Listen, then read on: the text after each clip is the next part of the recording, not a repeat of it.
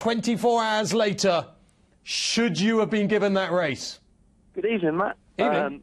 But we felt, obviously watching it back, from my point of view, it's quite an easy case to argue. A straight line, if it had gone in a straight line from the back of the last to the line, it's the difference between winning and losing, you know? Obviously, you never like to be in these situations, especially with, well, Darryl be a close friend of mine. You never like to get into these scenarios anyway, but when it happens, you have to fight your case as best as you possibly can. So let's take it back, Sam. You're in the steward's room.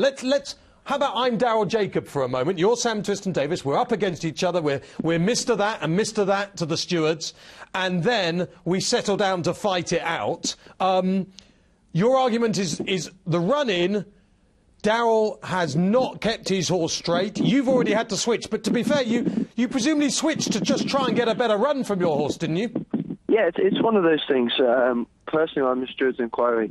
It's one of those. I was brought. Carl Llewellyn taught me that everything I know from the steward's room.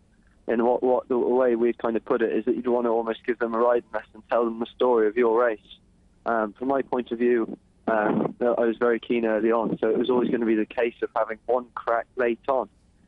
Being a juvenile hurdler is the other thing. You would always go to space. So originally at the bottom of the straight, I was probably going to go on Darryl's inside.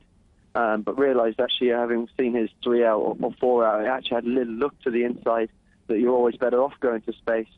So it's one of those things. We went to his right-hand side, down to we jumped the last on the third panel in, and we've ended up towards the outside rail. And that's the difference between winning and losing, though, those very small margins. And look, we'd love to. It wouldn't have been the case if the horse had just got up on, like it would have done in another stride, but one of those cases you have to go in and argue a case, and it's just one of those ways. One of the things about being a jockey isn't always that easy. It's funny because Go just didn't quite meet the last perfectly, and in many ways that has resulted in the winning distance, isn't it? I mean, I think effectively if he'd beaten you maybe even a neck or half a length, you'd have struggled. But because it was a short head, you know, it's fairly easy argument to make, isn't it, for you? Yeah, he finished. That's the thing. What I've done is I've always wanted to come with one good run after the last, but then get to be bumped and lose a little, even if it is a small bit of momentum, it's the momentum that makes all the difference between winning and losing. So those small distances, the tiny little things, even if it was the intimidation and we didn't get the bump, it's still easily arguable that that cost us the race, you know. And then the bump just made it that little bit more kind of cement in my mind that's definitely cost my horse the race, you know? Sam, be honest.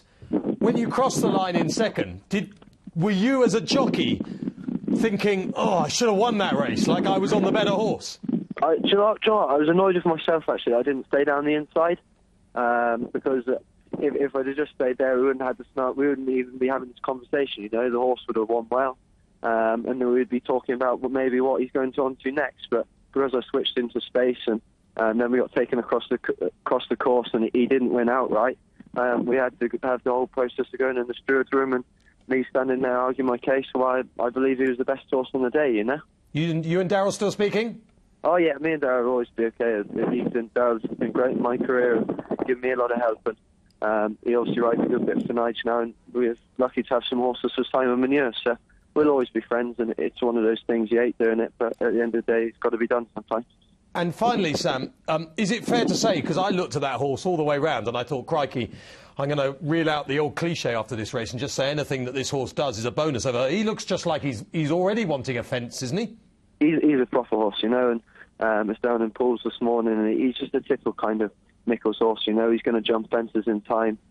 He's an absolute monster, really, because he was so keen early on, and to still finish the way he did is freakish, you know. And considering he pulled my arms out for a mile and then he's managed to finish like that, takes a bit of doing, you know. So if he's to learn to relax, he's going to be a proper horse. And finally, Sam, I mean, Dodging Bullets and Safford a Row, two of the biggest guns you'll be looking forward to. I mean, Safford a Row, he could just be anything after that win at Aintree. Oh, he could be. He could be. He's very, very exciting. His plans are a little bit up in the air because, speaking to Paul the other day, I think he's 6-1 joint favourite for the Hennessy or something. But and originally we were thinking about going to Old Soy for the Winter Champion hurdle over there, but you wouldn't want to leave your race behind there if you're going to win a Hennessy, you know, so it's very interesting. And like you say, Dodging Bullets, seen him this morning, he's in great form. And actually, Nigel put the new one in on Sunday. The race is reopened because there's been so few entries, but hopefully he'll be back out soon. Crikey, so the new one will be against who? They've reopened the race right. There's so few entries. So would you be able to ride him? Yeah, I spoke to Paul this morning, and that's all good. We don't have anything in the race, so hopefully it's a good start to the season for him. Sam, are you still a believer in the new one, or is it fair to say you will never, ever beat Faheen? It's one of those Faheen's. I mean, he's a monster, isn't he? He's unbelievable. It's one of those.